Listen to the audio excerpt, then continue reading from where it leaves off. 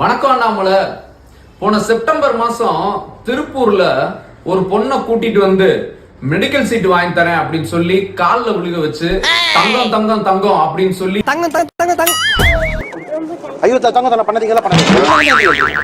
நீயும் அமர் பிரசாத் ரெட்டி நாடகம் போட்டீங்கல்ல. கூட்டத்துல பச்சை சட்டக்காரன் எஸ்கேப் ஆகுறான். போனா ரத்தம் கட்டிச்சான். அமர் பிரசாத் ரெட்டி நாடகம் போட்டீங்கல்ல. அந்த பொண்ணுக்கு டாக்டர் சீட் வாங்கி கொடுத்தியா அண்ணாமலை?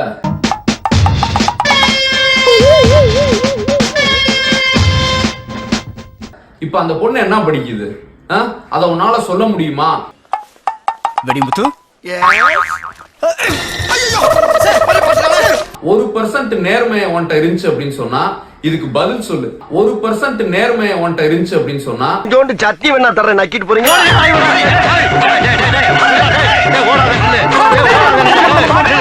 இல்ல ரஃபேல் வாட்ச நான் வந்து ஏப்ரல்ல பில்லு காட்டுறேன் அப்படின்னு சொல்ற மாதிரி இதுலயும் நீ வந்து ஏமாத்துவியா இல்லையான்னு பாக்கலாம்.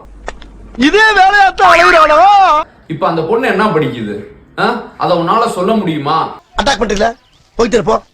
ஏன் எவ்வளவு அடிச்சாலும் சொர நிலமா நிக்கிறீங்க? தம்பி போங்க தம்பி, ஊருக்குள்ள போய் காட்டு பாருங்க. முழு பூசணிக்காய சேத்துல மறைப்பதை போல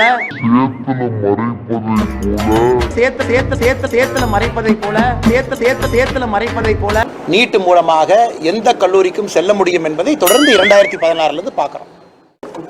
ஐயோ தங்க தங்க பண்ணாதீங்க தங்க தங்க எந்திரிங்க. அடாடாடாடா அண்ணே, எப்படிப்பட்ட நடி அண்ணே. நகைச்சுவையாகவும் நடிப்பாரு, குணச்சித்திரமாகவும் நடிப்பாரு.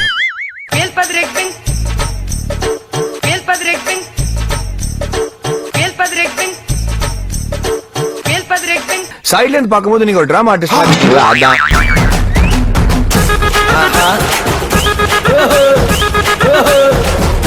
அதான். அந்த கலவரம் அல்லது இனப்படுகொலை அதுல வந்து அதை பற்றிய பிபிசியுடைய ஆவணப்படம் இந்தியா த மோடி கொஸ்டின். வந்து இப்ப நான் என்ன உங்கள்ட்ட சொல்றது? ஆமா, அதனுடைய 2ஆம் பாகம் வெளியாகி இருக்கிறது. ஆனால் இந்தியாவில் தடை செய்யப்பட்டு இருக்கிறது. அதனால இங்க பார்க்க முடியாது. ஆனாலும் வந்து நிறைய லிங்க் எல்லாம் வருகிறது. வெவ்வேறு இணையங்கள்ல வந்து அது வருகிறது. ஆமா வருகிறது. 10 செகண்ட்ல ஷேர் பண்ணா நல்லது நடக்கும். மிக மிக அவசரம், உடனே பகிருங்கள். இதுதான் நம் பாரதம். இந்தியனா இருந்தா ஷேர் பண்ணுங்க. ஷேர் பண்ணாதவன் ஆன்டி. இந்த ஆவணப்படங்கிறது ஒரு மிகப்பெரிய சர்ச்சையை கிளப்பி இருக்கிறது. நீதிமன்றம் வந்து விடுவித்த பின்னாலுமே கூட அப்போது இருக்கக்கூடிய விஷயங்களை வைத்து ஒரு மிகப்பெரிய அளவிலான அந்த ஆவணப்படம் வந்திருக்கிறது. நீ விதைத்த வினையெல்லாம்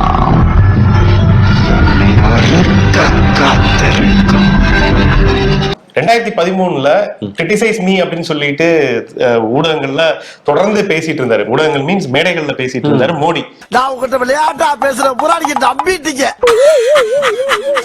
ஐயோ ஐயோ, என்னுடைய அரசை பத்தி என்ன வேணாலும் நீங்க விமர்சனம் பண்ணலாம் அப்படிங்கறத வந்து அப்ப தேர்தல் வாக்குறுதி மாதிரி கொஞ்சம் ஓவராத்தான் போயிட்டோமா. இங்க வந்து ஒரு ஜனநாயகம் காக்கப்பட வேண்டும், என்னுடைய அரசாங்கத்தை நீங்க விமர்சனம் பண்ணலாம்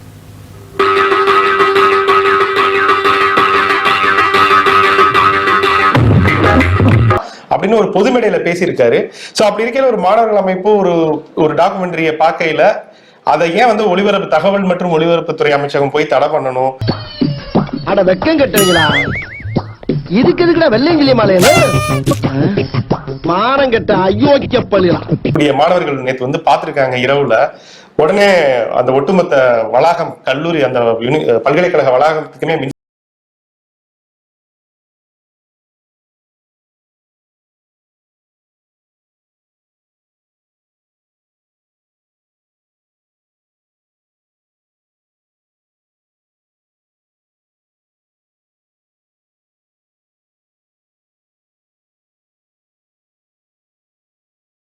அது பயங்கரமா மாறிடுச்சு. எதிர்காலம் இளைஞர்கள் கையில. இனியொரு விதி செய்வோம், விதியினை மாற்றும் விதி செய்வோம் அப்படின்னா விமர்சனங்களை ஏத்துக்காத ஒரு மனப்போக்கு என்ன? இளவு வீட்டுல கும்பலையா கூட இவ்வளவு அழுக மாட்டாளுங்க. ஆனா நீ இந்த ஆளே அழுகிறியடா. இந்த ஆளே அழுகிற நீ. ஒருவேளை இந்த ஆவணப்படம் வந்து தவறான தகவல்களே பொய்யான தகவல் சொல்லி இருந்தா எல்லாம் ரெக்கார்ட் ஆயிடுச்சு. இதெல்லாம் எப்படி எடுத்தாங்க? மெண்டல் கொடுக்கும்போதே சொல்லி கொடுத்தான்ல இது கேமரான்னு. அப்புறம் என்ன இது கேமராவா? ஆனால் அது வரவே கூடாதுங்கிற அளவுக்கு தடை விதிப்பதுங்கிறது எந்த அளவுக்கு கருத்து சுதந்திரத்துக்கான ஒரு விஷயமாக இருக்கும். I am not prepared to answer you are anti பைத்தியக்காரப்ப எதுக்குடா வரீங்க எங்கெல்லாம்? இதுதான் சொல்றேன் I am not prepared to answer you are anti Indian